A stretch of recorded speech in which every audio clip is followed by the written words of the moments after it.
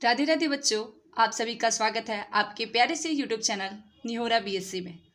इस वीडियो में हम डिस्कस करने वाले हैं एंगुलर क्वांटम नंबर के बारे में। इससे पहले वाले वीडियो में हमने क्वांटम नंबर क्या होता है इसके बारे में देखा था, साथ ही ये देखा था कि प्रिंसिपल क्वांटम नंबर होता क्या है। चलिए तो बिना कुछ देरी किए हुए वीडियो को स्टार्ट करते हैं। Angular quantum number. Angular quantum number को हम लोग एजी मूथल क्वांटम नंबर के नाम से भी जानते हैं। ठीक है, इसका दूसरा नाम क्या है? एजी मूथल क्वांटम नंबर। अब आपके मन में प्रश्न उठता होगा कि जैसे हम लोग प्रिंसिपल क्वांटम नंबर को स्मॉल एन से रिप्रेजेंट करते थे, तो इसे कैसे रिप्रेजेंट किया जाता है मैम? तो जो एंगुलर क्वांटम नंबर होता है इसे एल से रिप्रेजेंट किया जाता है। किससे? स्मॉल एल से। ये भी क्या होती है? होल नंबर होता है। इसकी जितनी भी वैल्यू होती है वो कैसी होती हैं? पूर्ण संख्याएं होती हैं। पूर्ण संख्या आप लोग जानते हैं ना, ऐसी संख्याएं जो जीरो से स्टार्ट होकर के इन्फिनाइट तक जाती हैं उनको कहते हैं हम लोग पूर्ण संख्याएं। अब इसका अभिप्राय क्या हुआ? मतलब इसकी जो वैल्यू होगी वो जीरो भी हो सकती है, एक हो सकती है, दो हो सकता है, या फिर क्या तीन हो सकता है। ऐसे करते करते अनंत तक ये जा सकती हैं। इसीलिए कहा जाता है the value of L can be 0 to n-1।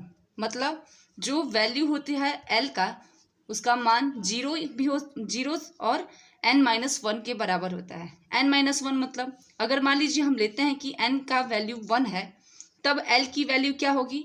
तो एक तो जीरो भी होगी, क्योंकि जीरो से जीरो भी रहेगा इंक्लूड, उसके साथ ही 1-1 क्या होता है? जीरो होता है, तो जीरो ही, दो बार जीरो है तो जीरो ही रहेगा। Then when n is equal to 2 जब लेते हैं तो l इज इक्वल टू क्या हो जाएगा? 0 और 1। खैर इसे हम समझेंगे अभी। अब इसका काम क्या है भाई? कुछ ना कुछ तो काम होगा, तभी तो हम लोग पढ़ रहे हैं इसको। तो एंगुलर क्वांटम नंबर के द्वारा हमें सबसेल के बारे में पता चलता है। किसके बारे में पता चलता है? उपकोषों के बारे में पता चलता है कि कौन से उपकोष हैं। ठीक है, हमारा जो इलेक्ट्रॉन है वो कौन से उपकोष में पाया जाता है, इसके बारे में हमारा एंगुलर क्वांटम नंबर बताता है। अब आपको पता होगा कि उपकोष कितने प्रकार के होते हैं। तो उपकोष 4 प्रकार के होते हैं, एस, पी, डी और एफ। अफबाहु में आपने पढ़ा होगा। ये क्या है? 4 प्रकार के उपकोष है। अब इन 4 में से हमारा जो इलेक्ट्रॉन है जिसके बारे में हम डिस्कस करना चाहेंगे वो कौन से उपकोष में पाया जाता है, इसके बारे में हमारा एंगुलर क्वांटम नंबर बताता है। अगर यहाँ पे कुछ पॉइंट की बात कर ली जाए कि हमेशा जो एस उपकोष होता है उसमें अधिकतम इलेक्ट्रॉन 2 भरे जा सकते हैं, पी में अधिकतम इलेक्ट्रॉन 6 भरे जा सकता है, डी में जो अधिकतम इलेक्ट्रॉन है उसकी संख्या 10 होती है, और एफ में हम अधिकतर 14 ही इलेक्ट्रॉन भर सकता है, क्योंकि उतना ही स्पेस होता है, उतना ही ऑर्बिटल में इसका जगह होती है। ठीक है, इसमें आप लोग कॉमन देख रहे होंगे। इसमें आप लोग क्या देख रहे हैं? कॉमन। इन दोनों के बीच में, 2 अंकों के बीच में 4 का डिफरेंस है। अगर हम 2 में 4 ऐड करते हैं तो 6 हो जाता है। 6 में अगर 4 ऐड करेंगे तो क्या हो जाएगा? 10 हो जाएगा। अगर 10 में 4 ऐड करेंगे तो 14 हो जाएगा। अगर इसमें अधिकतम संख्याओं के बारे में आप कितने इलेक्ट्रॉन एग्जिस्ट करते हैं इसके बारे में समझना चाहेंगे तो 4 का बस आपको क्या कर देना होगा? जोड़ देना होगा। अगर आपको बस पता है कि एस में 2 इलेक्ट्रॉन पाया जाता है। वैसे यहाँ पर इसके बारे में कोई खास जानकारी लेना जरूरत नहीं थी, लेकिन मैंने एक्स्ट्रा में बता दिया। ठीक, हमने पिछली बार बताया था कि एंगुलर मोमेंटम, अगर हम एंगुलर क्वांटम नंबर के बारे में समझे कि उसका एंगुलर मोमेंटम कितना होता है, तो हमारा जो एंगुलर मोमेंटम होता है इसका h/2π √L+1 होता है। ठीक है, हमारे एंगुलर क्वांटम नंबर का एंगुलर मोमेंटम कितना होता है? h/2π √L+1। अगर आप इसमें वैल्यू पुट कर देते हैं तो आपका एंगुलर मोमेंटम निकल जाएगा। ठीक है, आपके मन में हमेशा सवाल उठता होगा कि ये इसमें h क्या है मैम? तो जो h है वो है प्लांक कांस्टेंट। क्या है? Planck constant. ये एक प्रकार का कांस्टेंट होता है, नियतांक होता है, जिसको हम लोग कहते हैं प्लांक कांस्टेंट। इसे प्लांक ने दिया था। इसकी वैल्यू कितनी होती है? तो इसकी वैल्यू होती है 6.6 × 10⁻34 जूल पर सेकेंड। इसकी वैल्यू क्या होती है? हमेशा नोट डाउन कर लीजिए कि 6.6 × 10⁻34 जूल पर सेकेंड होती है। साथ ही हम जानते हैं पाई की वैल्यू कितनी होती है? या तो 22/7 या फिर क्या लिख सकते हैं 3.14, ठीक है।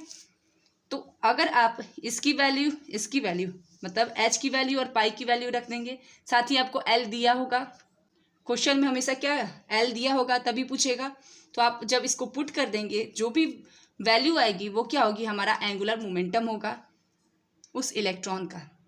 इसके साथ ही एंगुलर मोमेंटम का काम होता है कि ये क्या करता है, शेप को बताता है। मैंने आपको पहले पिछली वीडियो में बताया था कि जो प्रिंसिपल क्वांटम नंबर होता है वो क्या करता है, वो साइज को बताता है, लेकिन जो हमारा एंगुलर क्वांटम नंबर है वो क्या करता है, शेप को बताता है।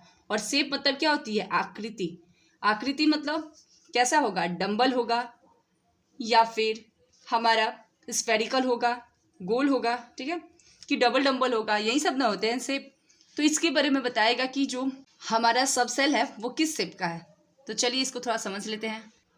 अगर आपका एल की वैल्यू 0 है, एल की वैल्यू क्या हो, 0 हो, तब उसका जो सबसेल है वो होगा एस। एस सबसेल में क्या होता है, एल की वैल्यू हमेशा 0 होती है। अगर एस सबसेल है तो उसका शेप कैसा होगा, एस से स्फेरिकल, कैसा होगा, स्फेरिकल होगा, गोल होगा, ठीक। मैंने क्या समझाया, अगर एल की वैल्यू 0 हो तो सबसेल क्या आ जाएगा, एस आ जाएगा, शेप कैसा होगा, स्फेरिकल होगा, और उसका स्फेरिकल शेप का ये डिज़ाइन होता है, ठीक है। अगर 1 है, एल की वैल्यू आपने कैलकुलेट की, 1 आया, तो वो क्या होगा, उसका शेप हो जाएगा हमारा डम्बल। आप लोग देखे होंगे डम्बल डोले शोले बनाने के लिए, उसका जो अगर आप आकार बनाना चाहें तो ऐसे बना सकते हैं, ठीक है। ये क्या है, डम्बल। अगर उसकी वैल्यू एल की वैल्यू 2 है तो क्या हो जाएगा, 2 से क्या होता है, डबल बोलते हैं उसको, डबल के साथ साथ क्या जोड़ दीजिए आप, डबल डम्बल। और इसकी भी जो वैल्यू होगी, जो शेप होगा, वो कुछ इस प्रकार से होगा, ठीक। और अगर 3 होगा तो वो क्या होता है, एफ उसको रिप्रेजेंट करते हैं, और ये होता है कॉम्प्लिकेटेड। कॉम्प्लिकेटेड, इसका स्ट्रक्चर कोई नहीं बना पाता है, समझिए। यहाँ पे अगर 0 होगा तो एस सब सेल और शेप स्फेरिकल, 1 होगा तो पी सब सेल और इसका जो शेप होगा वो डम्बल होगा, और कुछ इस प्रकार से। 2 होगा तो डी सब सेल और उसका जो शेप होगा वो डबल डम्बल होगा, और ऐसे उसकी स्ट्रक्चर बनेगी। और अगर 3 है तो एफ और कॉम्प्लिकेटेड। मैं समझाती हूँ, उस टाइम आप स्पीड को थोड़ा तेज कर सकते हैं, ठीक है, लेकिन हर एक पॉइंट को जरूर समझिएगा। एंगुलर क्वांटम नंबर क्या होता है, it is represent by whole number. इसे होल नंबर से क्या किया जाता है, रिप्रेजेंट किया जाता है। It is denoted by L, इसे एल से दर्शाया जाता है। The value of L can be 0 to n-1। जो एल की वैल्यू होती है वो 0 से n-1 के बराबर होती है। Every value of L represent a subshell. प्रत्येक वैल्यू जो एल का मान होता है वो सब सेल को दर्शाता है, मतलब उसके बारे में बताता है। हमने पढ़ा था कि क्वांटम नंबर क्या करता है, हमें इंफॉर्मेशन देता है about the position, energy and spin off the electron. Electron की पोजीशन के बारे में, एनर्जी के बारे में, और क्या, उसके चक्रण के बारे में। अभी ये सब क्या बात हो रही है, ये भी क्या पोजीशन के बारे में बात हो रही है कि कहाँ पर है इलेक्ट्रॉन, तो किस सब सेल में है। मैंने प्रिंसिपल क्वांटम नंबर में सेल के बारे में बात किया था, और एंगुलर क्वांटम नंबर में सब सेल के बारे में बात कर रहे थे।